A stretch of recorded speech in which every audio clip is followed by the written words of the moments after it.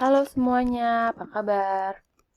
Semoga kalian selalu sehat dan dalam lindungan Tuhan ya. Bertemu lagi dalam pembelajaran matematika di channel saya. Hari ini kita akan belajar tentang turunan atau diferensial trigonometri. Untuk matematika SMA kelas 11 bersama saya Ibu Ocha, guru SMA Sinkarulus, Yayasan Tarakanita Wilayah Bengkulu. Sebelum kita masuk pembelajaran, jangan lupa like and subscribe channel Ibu. Jadi kalau ada yang mau komentar, silahkan. Standar kompetensinya menggunakan konsep limit fungsi dan turunan fungsi dalam pemecahan masalah.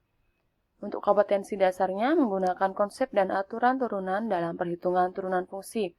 Sedangkan indikatornya menentukan turunan berbagai fungsi trigonometri. Untuk tujuan pembelajarannya, setelah mempelajari materi turunan trigonometri, siswa diharapkan mampu menggunakan turunan trigonometri untuk menentukan karakteristik suatu fungsi dan memecahkan masalah. Nah, sebagai pengantar, ini ada bumi, ini bulan. Fungsi kecepatan, atau V, gerak melingkar bulan dapat ditentukan dengan menurunkan fungsi posisinya. Jadi, menggunakan turunan nanti. Sejak berabad-abad yang lalu, trigonometri digunakan secara luas dalam pengukuran dan navigasi.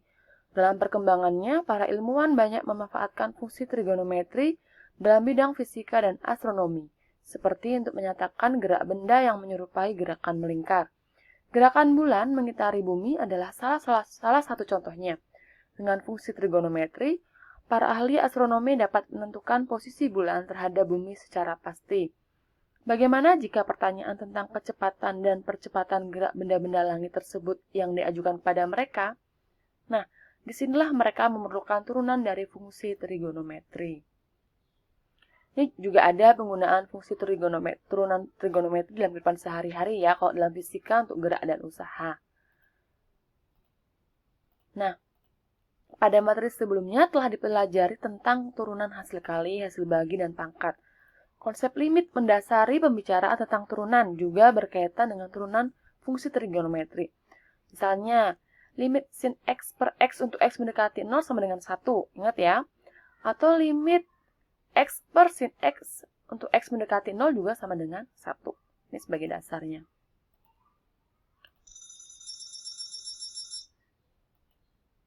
Nah, jadi rumusnya untuk turunan fungsi trigonometri ini, yang pertama, jika fungsi fx sama dengan sin x, maka turunan fx atau f aksen x sama dengan cos x. Turunan sin x sama dengan cos x. Yang kedua, jika fungsi fx sama dengan cos x, maka turunan fungsi fx atau f aksen x-nya sama dengan min sin x. Kalau fungsinya sin x turunannya cos x, kalau fungsinya cos x turunannya min sin x. Jadi kalau digambarkan ya kayak gini, pakai pola bolak-balik. Jadi sin x turunannya cos x. Cos x turunannya min sin x. Nanti turunan min sin x, min cos x. Turunan min cos x jadi sin x. Begitu seterusnya. Ya, ini untuk kunci. Besok kalau kalian ada soal-soal yang berhubungan dengan turunan sin dan cos, nih, ingat-ingat. Kemudian untuk rumus ketiga dan keempat. Jika ada fungsi fx sama dengan tangen x, maka turunan fx-nya adalah sekant kuadrat x. Yang keempat, jika fungsi fx sama dengan kotangen x, maka turunan fungsinya adalah min kosekant kuadrat x. Yang kelima, jika fungsi fx sama dengan sekant x, maka turunan fungsinya adalah sekant x dikali tangen x. Dan yang keenam, jika fungsi fx sama dengan kosekant x, maka turunan fungsinya adalah min kosekant x dikali kotangen x. Jadi fungsi tangen turunannya sekant kuadrat x. Fungsi kotangen turunannya min kosekant kuadrat x. Fungsi sekant turunannya sekant x dikali tangen x. Fungsi kosekant x turunannya min kosekant x dikali kotangen x. Kayak ada polanya ya ini ya. Tangan sekant kuadrat. Kalau sekant dikali tangan. Kalau kotangan min kosekant kuadrat. Kalau kosekant Min kosekant X dikali tangen. Oke, sekarang ada contoh soal, ada 4 contoh soal. Turunannya apa ya? Yang pertama, 2 sin X, yang kedua, 3 cosinus X, yang ketiga, 2 sin X plus 3 cos X, yang keempat, X kuadrat min cos X. Nah, tadi yang pertama, turunan sin X apa? Cos X. Ya udah, langsung aja. Turunannya apa? Ya 2 cos X. Jadi kalau yang contoh kedua, kalau 3 cos X turunannya apa kira-kira? Turunan cos tadi kan min sin X. Jadi jawabannya turunannya min 3 sin X. Kalau yang campur gini gimana, Bu? Sama aja. Jadi sin X turunannya cos X, jadi tinggal 2 cos X. Turunan cos X sama dengan min sin X, jadinya min 3 sin X. Contoh yang keempat, turunannya biasa. Turunan X kuadrat adalah 2X, sedangkan turunan cos X adalah min sin X. Karena ini min cos, jadi min ketemu min sama dengan plus. Nih, contoh berikutnya. Yang ini agak kompleks, jadi ini ada 2 perkalian. Ada fungsi fx sama dengan 4x kuadrat dikali cos x. Jadi fungsi yang pertama itu 4x kuadrat, sedangkan fungsi yang kedua adalah cos x. Jadi u-nya adalah 4x kuadrat, jadi turunannya apa? 8x, sedangkan v-nya adalah cos x. Turunan cos x sama dengan min sin x. Ingat-ingat untuk fungsi perkalian u-v, yaitu u aksen dikali v ditambah u dikali v aksen.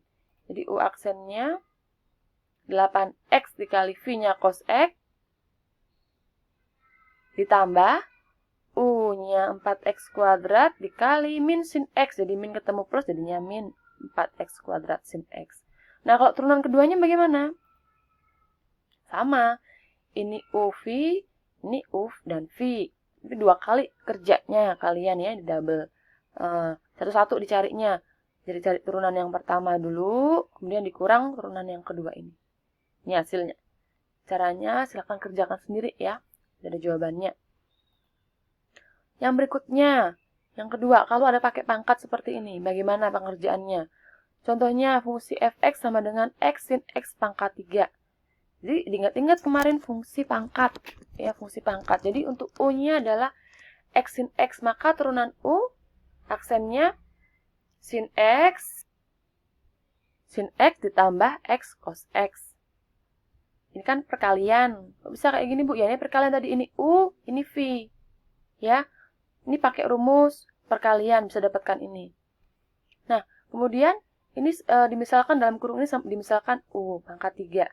Jadi, hasilnya turunannya adalah 3, turunkan ke depan, pangkatnya tinggal 2, 3 dikali u x pangkat 2. U-nya tadi kan x sin x kuadrat. Kemudian u aksennya adalah sin x ditambah x cos x. Sehingga hasilnya 3 dikali x dikuadratkan, 3x kuadrat, 3 sin x 3 dikali sin x pangkat 2. Kemudian masih dikalikan ke dalam kurungnya ini tadi, sin x plus x cos x.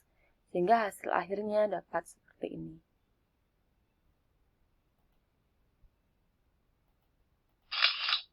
Contoh yang ketiga. Ini penjumlahan ya dan pengurangan. Sin 5x plus cos 6x min sin 3x. Kalau seperti ini kan ada angka di depan x-nya, taruhkan ke depan. Jadi 5 dikali turunan sin x apa? Cos 5x. Kalau cos 6x turunannya 6-nya taruh di depan, 6. Turunan cos apa? Min sin 6x. Ini juga 3 taruh di depan, turunan sin apa? Cos 3x. Jadi 5 cos 5x plus kali min jadi dapat min 6 sin 6x, min 3 cos 3x. Oke, sampai sini dulu.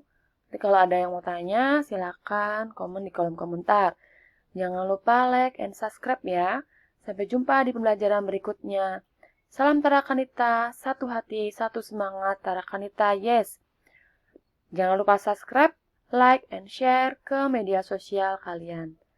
See you next time.